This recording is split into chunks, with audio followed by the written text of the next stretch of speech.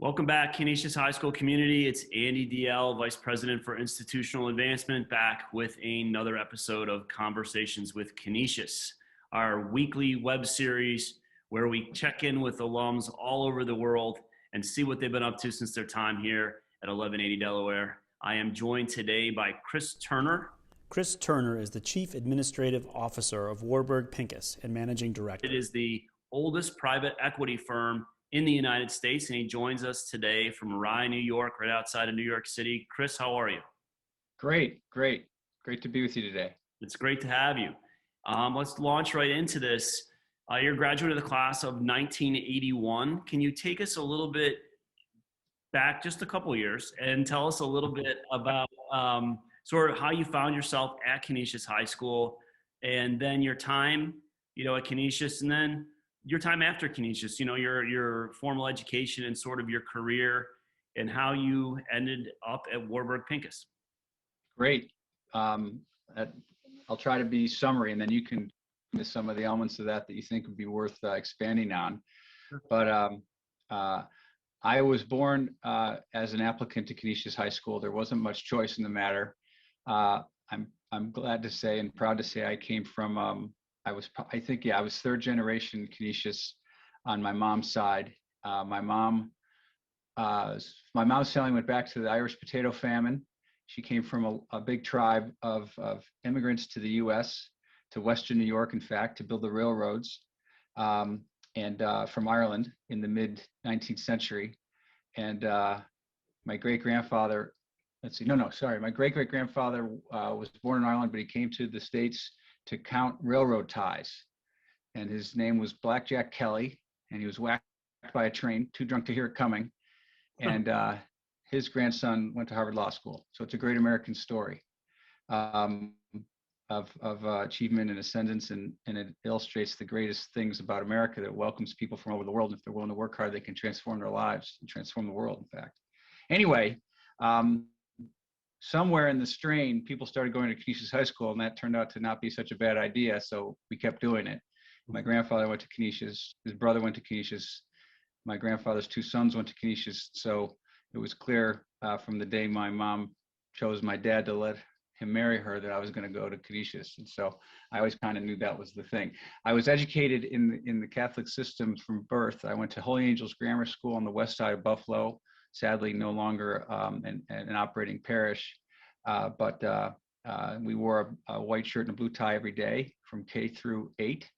And then I applied to the high school, and after a very scrutinizing interview with one Paul Bukowski, my first exposure to strict Jesuit discipline, I was admitted, and thus began a real evolution in my own transformation into the near adult that I am today. And in your time at Canisius, can you, as you think back, with any charismatic adults that helped you on the journey, or anybody that stands out as a great mentor? Oh, so many. Obviously we all enter Canisius as adolescents, and so much of our formation as people and as intellects and as men is starting to form at that time. And consciously and subconsciously, we're looking around for mentors and models and people to guide us on those journeys.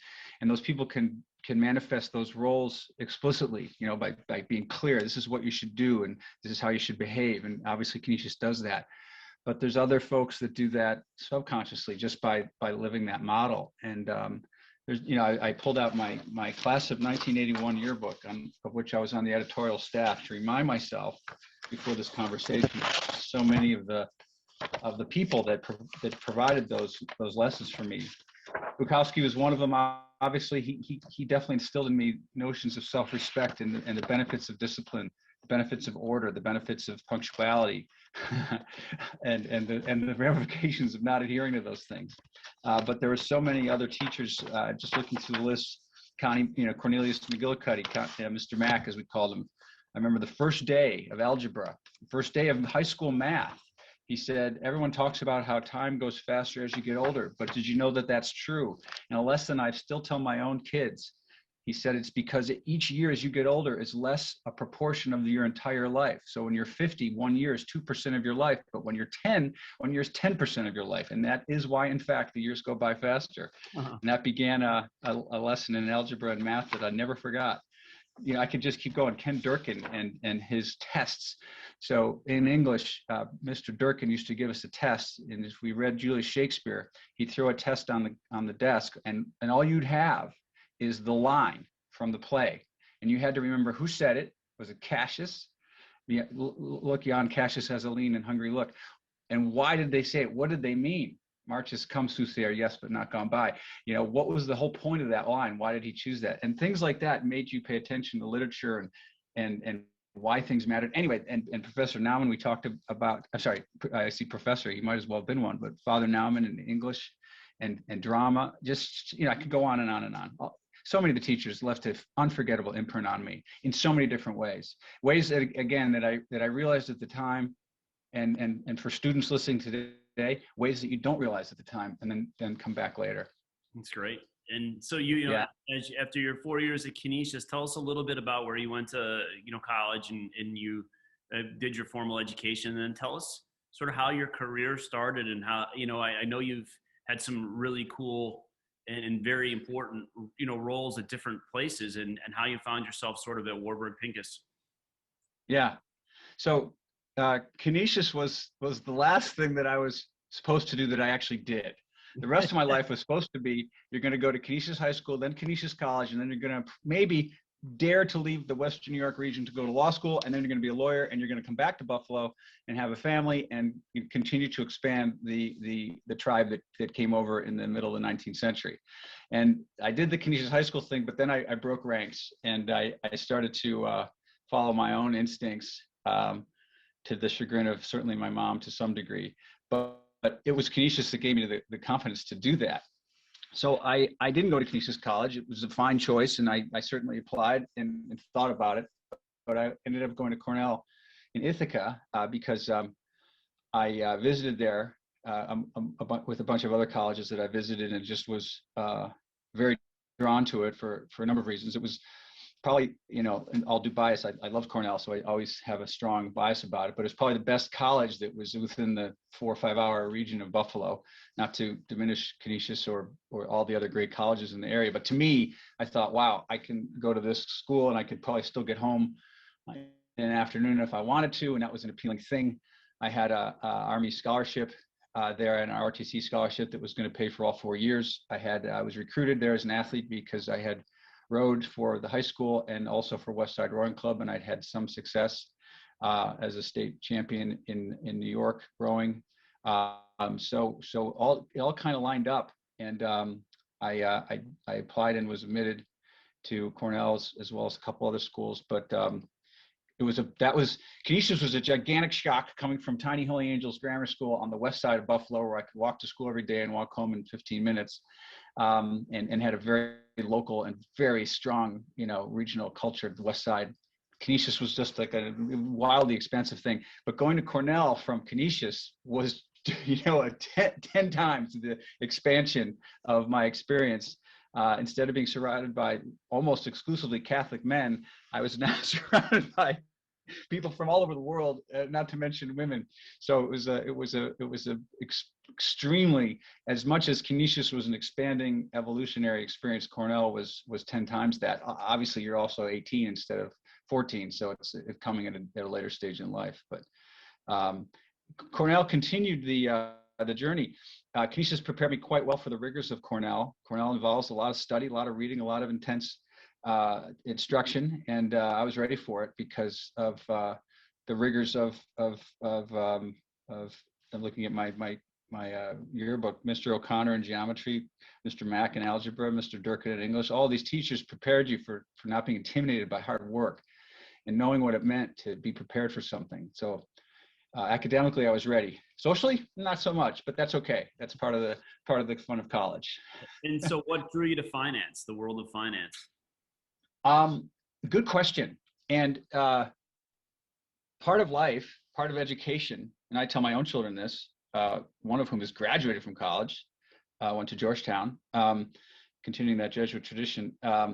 part of education is finding out what's interesting to you, what's curious. I'm sorry, what lights up your curiosity. And I really think in any career, it's essential to be able to find something that you're intrinsically interested in and curious about. Doesn't mean you have to do it for a living, but I think an education is not exploited fully if you haven't really found that thing that's like grabbing you. And people have vocations. I want to help people. I want to be a doctor. I want to be a lawyer. I want to be a journalist, and that's cool. But it's also important to find something that's like really super interesting to you. And if those things line up, if you're interested in the law intrinsically and you're also drawn to it as a career, that's great. You're basically getting paid for something you like to do, which is one of the best blessings anyone can have. Anyway, I haven't answered your question. The thing that I learned at Cornell was that I probably didn't want to go to law school right away. As I mentioned before, my family had always told me that if you can't be a doctor, you have to be a lawyer, because that's the way to assure a solid upper middle class life and a life of respect and reputation and good repute. But it just wasn't working for me. I just wasn't finding that interest in it. And I took the LSATs and was ready and applied and got a couple of professors to write very good recommendations for me to go to law school. But when it all came together, I was drawn to the idea of business. I was drawn to the idea of understanding how the world operates. I was drawn to figuring out, if I had other skills besides reading and studying and law and arguing that I wanted to exploit. And by the way, I didn't know that I had those skills, but I knew that might be a path. So instead of doing that, I came to New York and got involved in management consulting at KPMG, and helped companies design comp packages, tax packages. I learned about finance. I learned about models. I learned about accounting. I learned about business, how businesses operate, why some businesses succeed and others don't. At a obviously very junior type observer level, but still, it was interesting to me. That was interesting. I was finding something that was becoming intrinsically interesting and really something I was curious about. Why did some people really succeed at different products and models and services and others didn't? And the firm I worked at, KPMG, selected people to go to graduate school, and they paid for it. And I was fortunate to be one of those. So I went to New York University part-time while working, which was a really nice thing. I was able to maintain my job and my apartment and my girlfriend and still make a salary, but also get an MBA at a world-class institution for free. So I did that. And besides the curriculum, what I learned there was that I should be working on Wall Street, because what became clear was that I had developed some skills in the consulting business, accounting, modeling, finance, understanding projections, presenting, summarizing information that were completely applicable to, at the time, this was the late 80s, the exploding world of Wall Street. And for any economic historians on the phone, timing is everything, and on the screen, I should say. And my acumen, my accumulation of these skills coincided with the development of these markets and the economies, and it was the Reagan Revolution and the globalization and deregulation. A lot of factors were exploding to create wonderful opportunities for smart young people with fresh MBAs and a lot of energy and no responsibilities except being able to work 20 hours a day. I was one of those people. And so I benefited from that job market and began working in finance. And I just, much like said, this kid had a pretty good skill for English. There were professors I had in business school that said, you're asking some pretty interesting questions about, bond curves and capital asset pricing models. This seems to be something you're interested in. And the good teachers in your life will be the ones that pick you out and say, I think you're interested in this stuff. Can I suggest that you meet this person who might have an internship for you, or might have another degree for you to pursue, or whatever that next thing is. But man, look for those people, no matter where you are, in high school, in college, in graduate school. They can be very interesting kind of buoys on the channel, ringing in the night saying, come over here, try this. Sure. And I had a couple of those professors in business school, and they confirmed something I was interested in. But it's really, really nice when you have a professor that's done peer research in bonds saying, yeah, I think you're interested in this. I think you should do more of this. It's kind of confirming to a young person who's, in a world where they have no real, other navigational signals. It's not like their parents were there or their big brother was there. I was the oldest in my family. I was the first, no one else had come to New York. And certainly no one in my family was in a business. So it was really important to have those kind of lights. Yeah. So anyway, then the rest of my career is just kind of a story of working hard and trying to do good jobs and trying to find those things that again, just like high school, that you're good at and investing in them. Your innate skill set will provide tremendous returns if you invest in it. If you're good at speaking, if you're good at negotiating, if you're good at research, if you're good at math, invest in those attributes, those gifts that God's given you, and they'll just produce tremendous returns in the career that you've chosen, whatever it is, you know. My wife's a therapist. I see her constantly investing in her skills as a therapist, as an empath, as a communicator, and it just comes right back, and she just gets better and better, you know. So it was a good lesson. And so you, in a very young age, though, you also found yourself very successful at a very big company like Goldman Sachs, where I believe you were the managing director or something of that equivalent. And one of the interesting things is the pivot, you know, in that part of your career where you had risen to a very prominent position in a huge firm.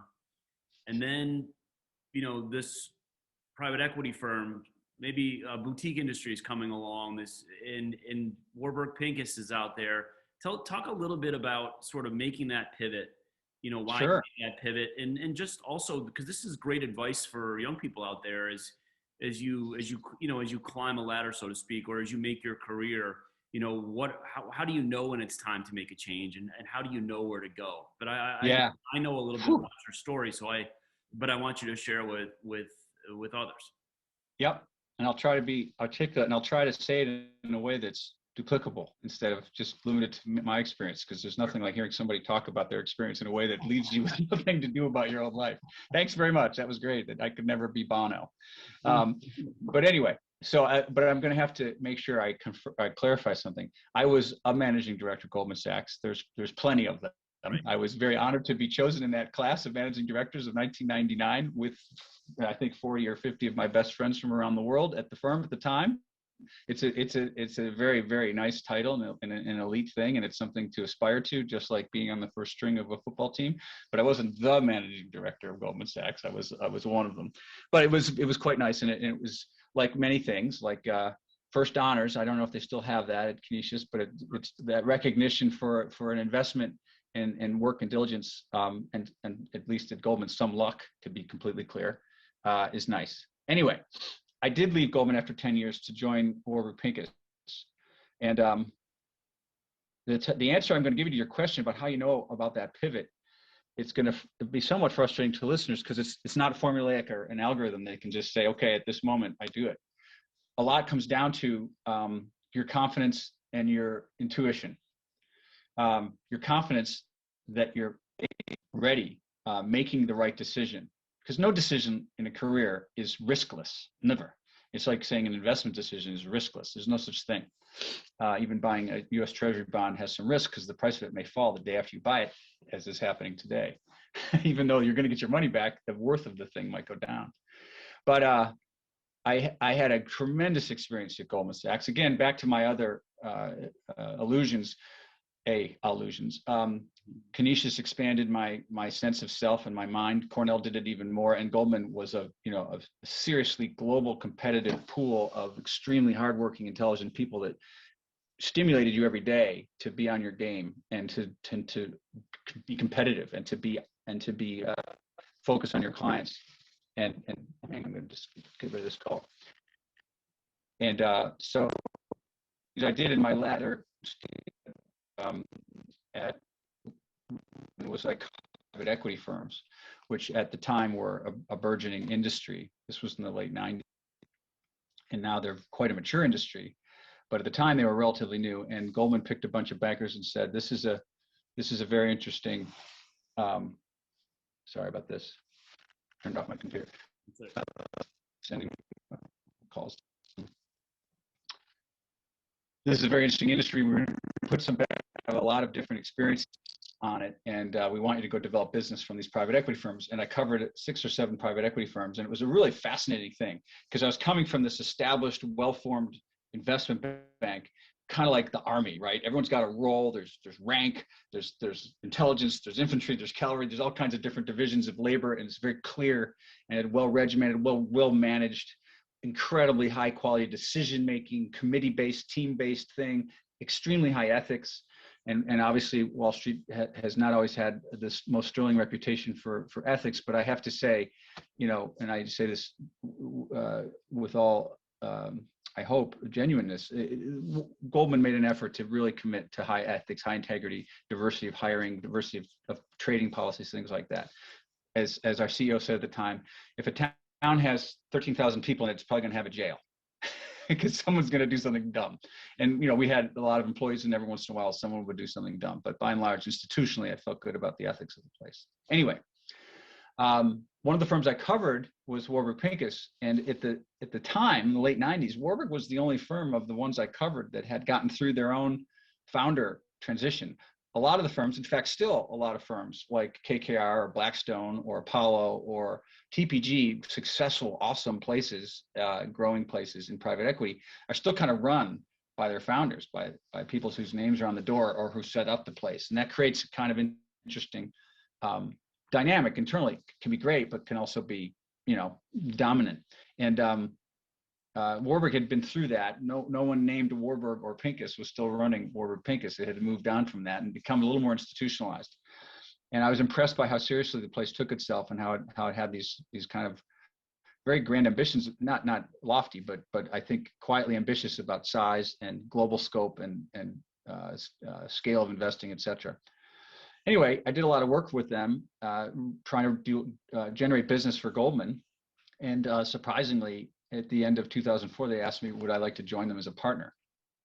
And to your question, that really calls for some deep soul searching, because there I was, just turned 40, and had been a managing director at Goldman for 4 years, really enjoyed it, had many friends there, had a real, you know, I could really operate there. My reputation was clear. I could get things done. I knew the teams all over the place. I'd worked in 2 different divisions, fixed income and investment banking. I was like really in the zone.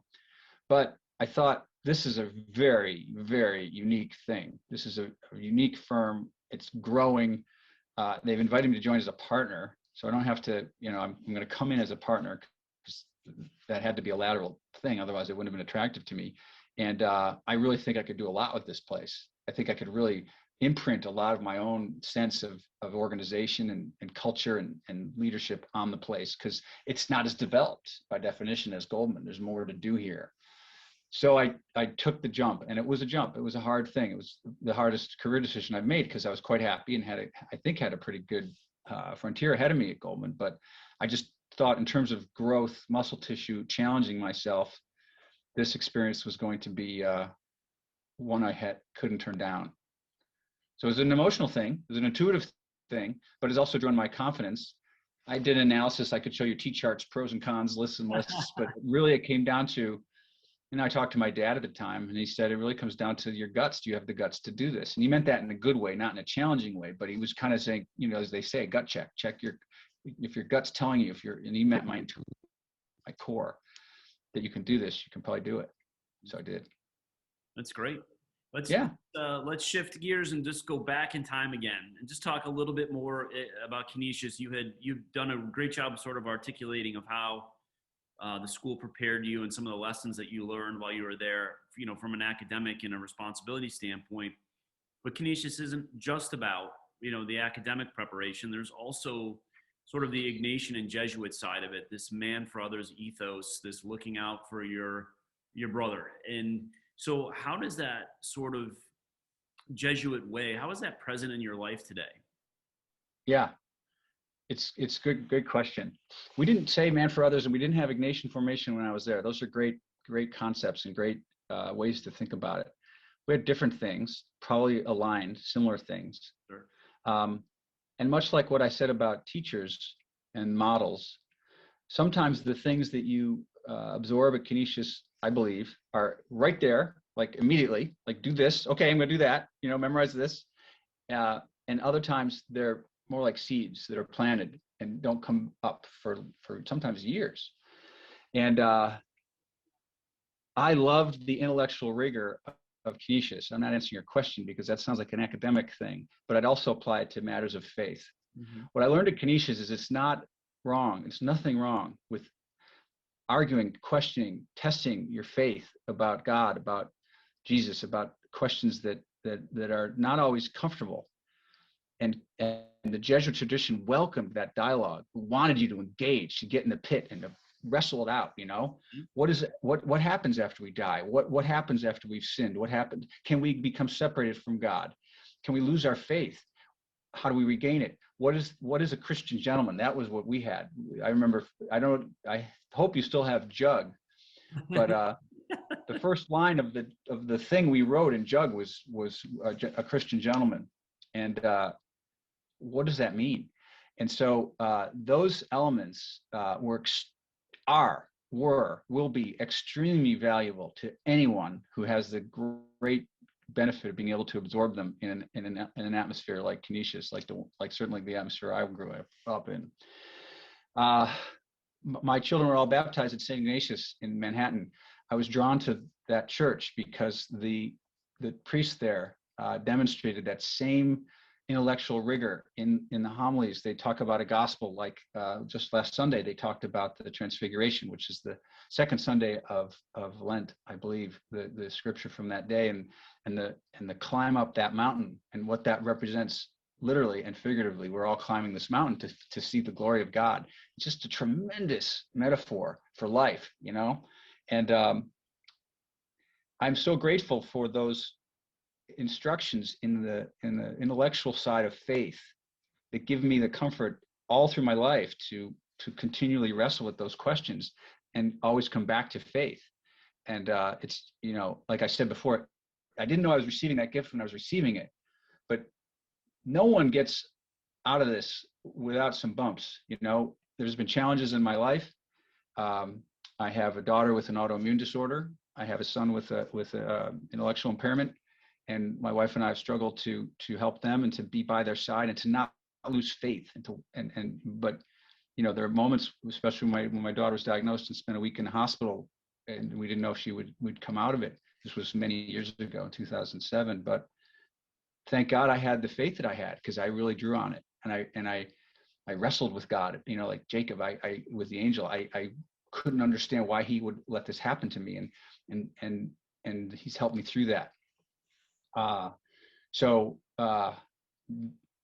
the faith I learned, learned how to engage with and test and think about at Canisius has been so important to me in my life, and such an important part of it. Any success I had, no question. But you asked more, and I want to reflect on that. And that's something that I think about a lot now, which is, and you use the term, the other man, or I'm sorry, Andy, what did you call it? Man for others. Man for others, yeah. Man for others. And that's another thing we have to think about. So much, if you got to Canisius and you graduate from Canisius, already so much has been invested in you. You've been so blessed. And it is incumbent upon all of us as Christians, as men and women of faith, as Americans, who are just that definition also blessed to think about. And I'm not trying to sound flowery or Hallmark card, but what is that thing? Just like, what is that career choice? What is that vocation? What is that way you're going to express your care, your regard, your empathy towards others? What is the thing? And there's so many ways to think about that. You can help with education. You can help with job security. You can help with food security. You can help with immigration. There's so many ways to express your care, your man for others ethos. I think it's an important thing to cultivate as you age, as you get older. That's part of your life. My wife and I support a lot of medical research related to my daughter's illness. We support a lot of poverty aid, having lived in New York City for 15 years and seen the disadvantaged people there and how they struggle with life and how there's really no good answers for that. We support the works of our local parish here in Rye, which is called the Church of the Resurrection. And I'm not trying to brag about a list of things that we do, but we've thought about how we can do that. And I'm very eager for this pandemic to be over, because one thing it's restrained is your ability to actively do things in community, we used to do a lot of work at, I shouldn't say a lot, but every once in a while we'd go and serve Sunday lunches at a parish in the Bronx that supports the homeless. And it doesn't support them to get better. It doesn't support them to get on their feet or to get a job. It gives them food. No questions asked. You need food, you come and you get food. I love that. It's anonymous. It's not like anybody's name's on a list. It's not like, well, we're going to feed you for 3 weeks and then we hope you get it. It's just like, if you want food, come and get it. I love the open-ended, anonymous ethos of that. Can't do that right now.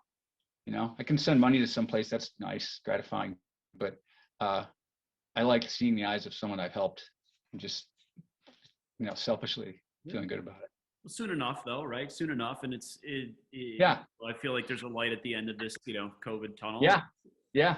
I can't tell you how reassuring and happy it makes me. I do a lot of these. My job is to talk to our alums, for a living, and the overwhelming majority of our graduates who are out in the world still living the mission of Canisius High School, in their own way, it's just so reassuring. It's so much more than about, there's the academic preparation and there's the career path. But at the end of the day, the benefit of going to Canisius, I think, is so much greater than that. And oh yeah, sort of the foundation that we get as graduates that pushes us forward.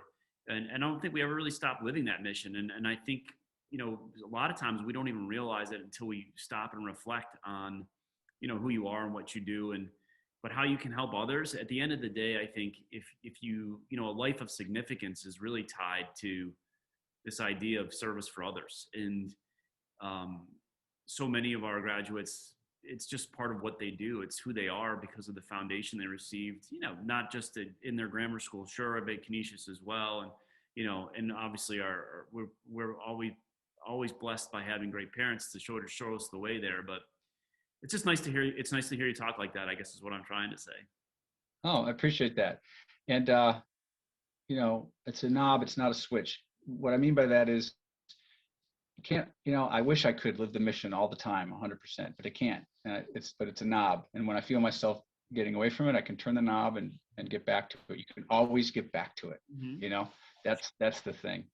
That's a great metaphor.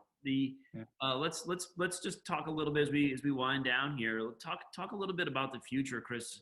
We spent a lot of time talking about sort of the past, but what do you have personally, professionally? What are your goals? Like, as you look into the near and midterm future, what's in store for Chris Turner? I will be transparently candid with you. I pray for hearing. One of my wife's things is you don't pray for things, you pray to hear God. And I often will pray and say, God, what is the next thing I should do with my life? I've been so blessed with family, with career, and friends and things. And I wish I could sit here and tell you I have a clear vocation to, work with the homeless, or I'm dying to go teach children in Africa how to read. And I'm not trying to make those things sound trite. They're awesome things. I don't know that thing for me, though, and I want to know what it is. One thing they told me at Canisius that's clear, we're here to glorify God through helping others. I know that's why we're here. That's the only thing we can do that really makes any difference. You can make all the money in the world, you can win the Super Bowl, but really, I think what God wants us to do is to help others. So, a very, very abstract, expanded version of my answer to your question, but I have been working. I got out of Canisius. It's scary to say. I was at 40 years ago this spring, right? 21 to 81. Yeah, I think that's the math. Mr. Mack would be proud of me. And I've worked on Wall Street for 35 years. Crazy as that sounds. And so I do think about. I'm blessed with energy and health. I think I could keep doing what I'm doing for a few more years, but at some point I'm probably going to, want to accept another challenge. And I don't know what that is. I'm being honest with you. I don't know what that is yet. So what I do is I do keep doing what I'm doing. I try to think about these other things all the time and openly, waiting for that call. And when it comes, I'll be ready. Well, thanks so much for spending some moments with us today and just catching us up on everything that's going on in your world. I look forward to staying in touch and Thanks again for sharing your story with our viewers. Good. I look forward to being able to visit the campus again. Every time I come back, there's something new and some new field or building or hallway. I'm not able to recognize the place if I don't get back soon. We're planning on some new baseball stadiums, and I was telling you earlier, we're building a Center for Global Learning. We've got a lot of projects here for sure. Never always onward and upward, as Father Naumann used to say. Yep. Great. To see you again, Chris. Thanks again for joining us. Be well. My pleasure. Thank you.